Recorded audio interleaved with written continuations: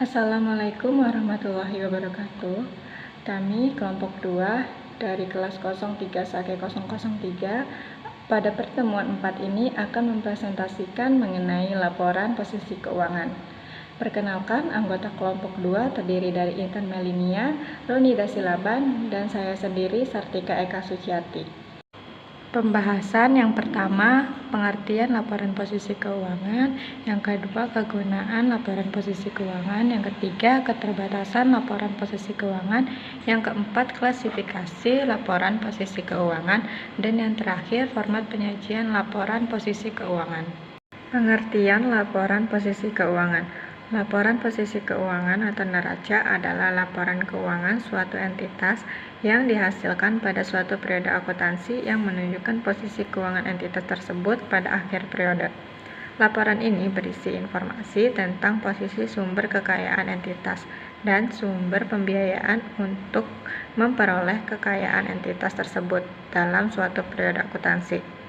Laporan posisi keuangan atau neraca dihubungkan dengan persamaan akuntansi sebagai berikut. Aset sama dengan liabilitas ditambah ekuitas. Kegunaan laporan posisi keuangan. Yang pertama, menganalisis likuiditas. Likuiditas adalah seberapa cepat waktu yang diperlukan sampai suatu aset dapat terrealisasi atau dikonversi menjadi kas, atau sampai suatu liabilitas dapat terbayar. Yang kedua, mengevaluasi struktur pendanaan. Dalam hal ini, yang dilihat adalah informasi tentang perbandingan sumber pendanaan melalui utang dibandingkan dengan ekuitas. Yang ketiga, menilai solvabilitas. Solvabilitas adalah kemampuan entitas membayar utangnya pada saat jatuh tempo. Biasanya hal ini dapat diukur dengan tingkat utang jangka panjang yang dimiliki entitas. Yang keempat, menilai fleksibilitas keuangan. Likuiditas dan solvabilitas akan menentukan fleksibilitas keuangan entitas, yaitu mengukur kemampuan entitas mengambil tindakan tertentu sebagai respon terhadap kebutuhan dan peluang yang ada. Keterbatasan laporan posisi keuangan. Yang pertama, sebagian besar aktivitas dan kewajiban dicatat pada biaya historis. Yang kedua, pertimbangan dan estimasi harus digunakan untuk menentukan berbagai pos yang dilaporkan dalam neraca. Yang ketiga, neraca perlu mengabaikan banyak pos yang merupakan nilai keuangan bagi perusahaan tetapi tidak bisa dicatat secara objektif. Klasifikasi laporan posisi keuangan. Aktiva adalah sumber daya yang dikuasai oleh perusahaan sebagai akibat dari peristiwa masa lalu dan dari mana manfaat ekonomi di masa depan diharapkan akan diperoleh perusahaan. Liabilitas adalah utang perusahaan masa kini yang timbul dari peristiwa masa lalu. Penyelesaiannya diharapkan mengakibatkan arus keluar dari sumber daya perusahaan yang mengandung manfaat ekonomi. Ekuitas adalah hak residual atas aktiva perusahaan setelah dikurangi semua kewajiban. Klasifikasi neraca. Aktiva lancar adalah kas dan aktivitas lainnya yang diharapkan akan dapat dikonversi menjadi kas, dijual, atau dikonsumsi dalam 1 tahun atau dalam 1 siklus operasi. Macam-macam aktivitas lancar. 1. Kas dan setara kas. Kas adalah alat pembayaran berupa uang yang siap digunakan, sedangkan setara kas adalah investasi jangka pendek yang sangat likuid yang jauh tempo dalam waktu 3 bulan atau kurang. Kedua, investasi jangka pendek, yaitu investasi yang dapat segera dicairkan atau investasi yang dimaksudkan untuk pemanfaatan dana perusahaan dimiliki selama 12 bulan atau kurang. Contohnya adalah deposit yang jatuh tempo kurang dari setahun. Ketiga, piutang, yaitu klaim terhadap pelanggan dan pihak lain atau uang, barang, atau jasa. Keempat, persediaan adalah barang-barang yang dibeli perusahaan dengan maksud dijual kembali atau masih dalam proses produksi yang akan diolah lebih lanjut menjadi barang jadi kemudian dijual atau akan digunakan dalam proses produksi barang jadi yang kemudian dijual. Kelima, beban dibayar di muka adalah pengeluaran kas yang dicatat sebagai aktivitas aktiva karena jasa atau manfaat akan diterima di masa mendatang. Aktivitas tetap adalah aktivitas yang tidak memenuhi definisi aktivitas lancar atau kekayaan yang dimiliki perusahaan memiliki wujud fisik dan memiliki masa manfaat dalam jangka panjang atau periode lebih dari 1 tahun. Macam-macam aktivitas tidak lancar. 1. Investasi jangka panjang seperti obligasi, saham biasa, dan wesel jangka panjang.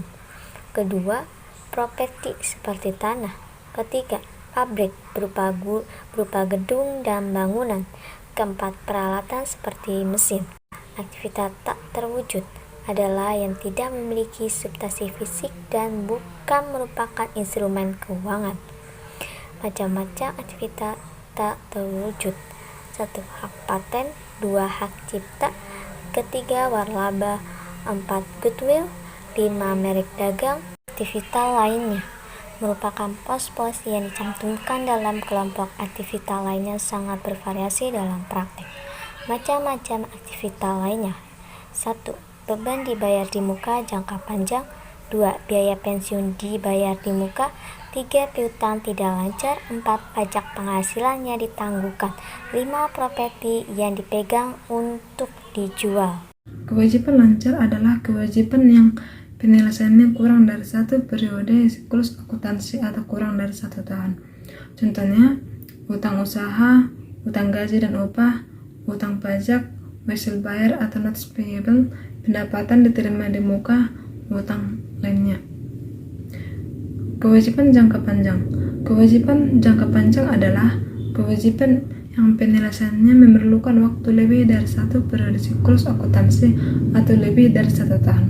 Contohnya yaitu 1. Utang hipotek, utang obligasi, utang wesel yang jangka waktunya lebih dari setahun, kewajiban lease, utang kepada pemegang saham, utang pinjaman jangka panjang, dan lain sebagainya. Ekuitas atau modal pemilik adalah modal yang disetor oleh pemilik perusahaan terbagi dalam 3 bagian, yaitu 1. Modal saham, 2. Modal disetor tambahan, 3. Laba ditahan.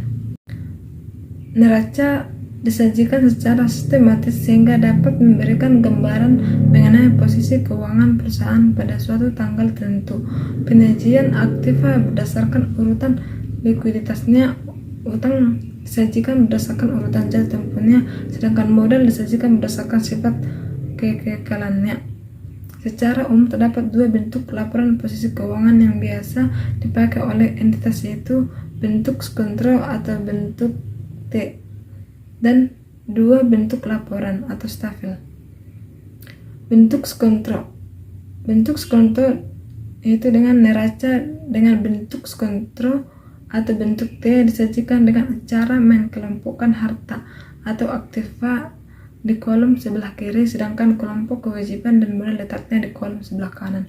Bentuk stafel.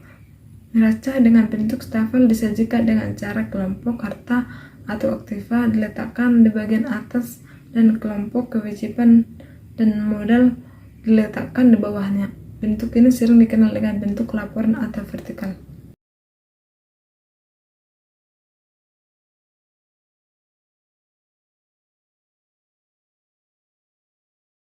Kesimpulan, laporan keuangan yang menyajikan posisi harta, utang, dan modal disebut sebagai laporan posisi keuangan atau neraca, atau balance sheet atau statement of financial position.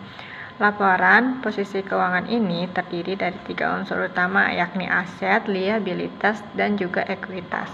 Dalam penyajiannya memiliki 2 format penyajian, yaitu bentuk kontrol atau sebelah menyebelah dan bentuk stafel.